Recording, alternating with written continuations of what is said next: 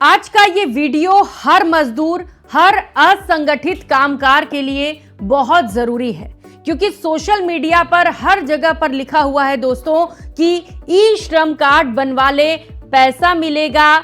लेकिन सवाल सबसे बड़ा ये है दोस्तों, जो कोई नहीं बताता है कि आपको कितना पैसा मिलेगा, किसे किसे ये पैसा मिलेगा और कौन सा काम अगर नहीं किया गया तो आपको 1 रुपया भी नहीं मिलेगा।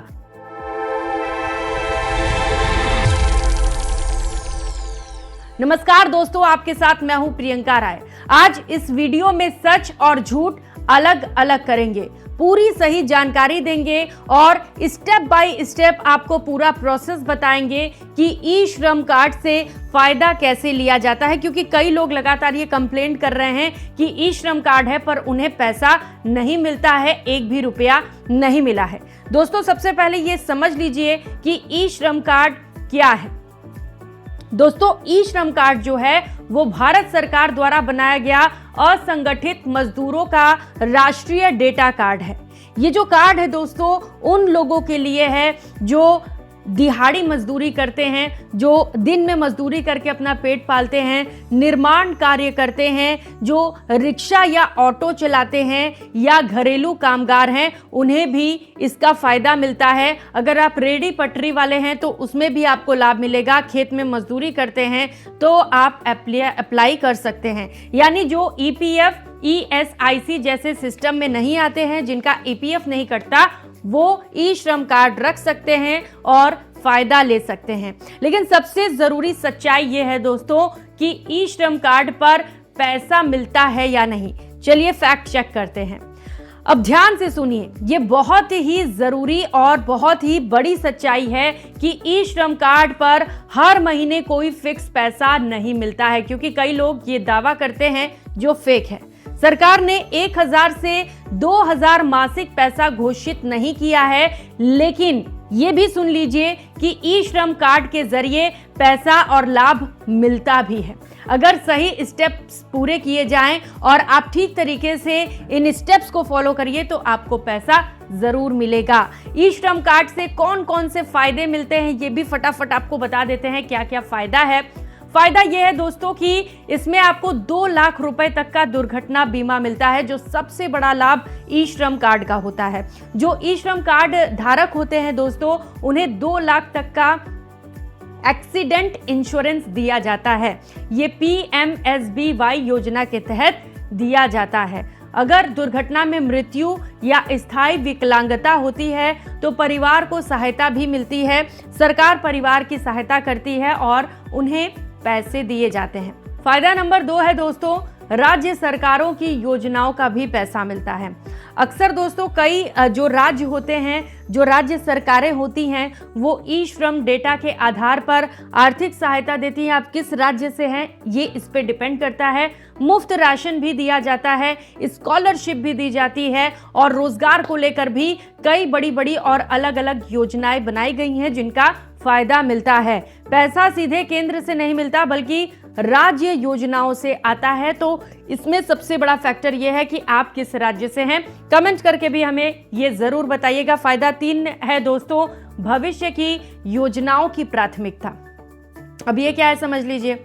सरकार जब भी नई मजदूर योजना लाती है तो इसमें सबसे पहले जो ई श्रम कार्ड धारक होते हैं उन्हें जोड़ा जाता है। तो समझिए कि अगर आपके पास ई श्रम कार्ड है तो कोई भी योजना आ रही है सबसे पहले आपको जोड़ा जाएगा। पार्ट 4 है दोस्तों, पैसा लाभ पाने के लिए ये काम करना जरूरी है।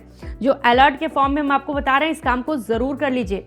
सिर्फ कार्ड बना लेने से कोई पैसा अपने आप तक नहीं पहुंचेगा। इसके लिए आपको 5 काम करने अनिवार्य हैं और अगर आप ये 5 काम कर लेते हैं तो आपका पैसा कोई भी नहीं रोक सकता है। चलिए स्टेप बाय स्टेप आपको पूरा प्रोसेस डिटेल्ड वे में बताते हैं ताकि आपको कोई दिक्कत ना हो और जो पैसा है, आपका जो हक है, वो आपको। स्टेप 1 है दोस्तों, ई श्रम कार्ड बना है या नहीं, सबसे पहले ये चेक कर लीजिए।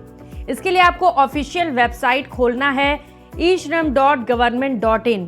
यहाँ पर अगर ऑलरेडी रजिस्टर्ड दिखा रहा है तो आपको मोबाइल नंबर डालना है और OTP डालकर आपको स्टेटस चेक करना है कि आपका स्टेटस फिलहाल क्या है।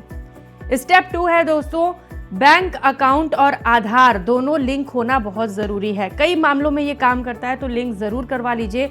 और सबसे बड़ी गलती जो है दोस्तों वो यहीं पर होती है कि आधार कार्ड, बैंक अकाउंट, डीबीटी यानी कि डायरेक्ट बेनिफिट ट्रांसफ़र ऑन होना चाहिए। अगर ये ऑन नहीं है तो आपके पैसे आप तक नहीं पहुंचेंगे।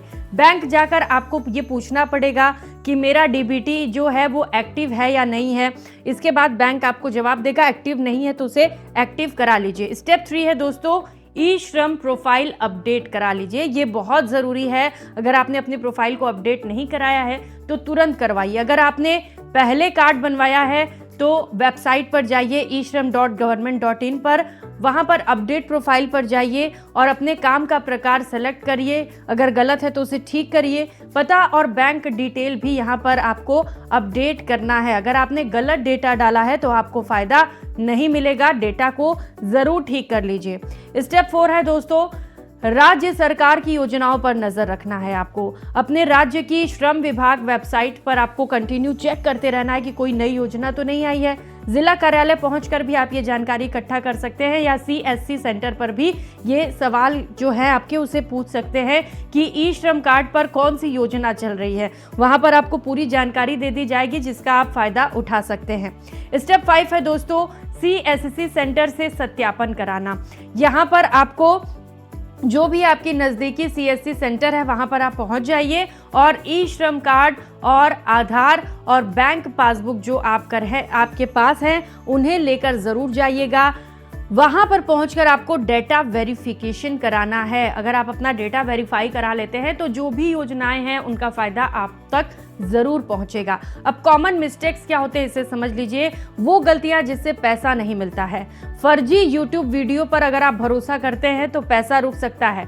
बिना योजना के पैसे का इंतजार करना, बैंक डीबीटी बंद होना और प्रोफाइल अपडेट नहीं होना, ये तमाम बड़े कारण हैं पैसा नहीं मिलने के पीछे। तो आप इस पूरे वीडियो को अगर देख चुके हैं तो आपको ये समझ में आ चुका है कि आपको क्या क्या करना है। ई श्रम कार्ड ATM नहीं है दोस्तों, लेकिन सही जानकारी वालों के लिए ये सरकार का दरवाजा जरूर है जहां से सारी योजनाएं और सरकार का खजाना खुला हुआ है। अगर आप इसका ठीक तरीके से इस्तेमाल करना जानते हैं, आप ये कार्ड बनवा कर रखे हुए हैं, तो प्लीज दोस्तों ये पूरा वीडियो देखकर आप समझ गए होंगे, इनका फायदा जरूर उठाइए।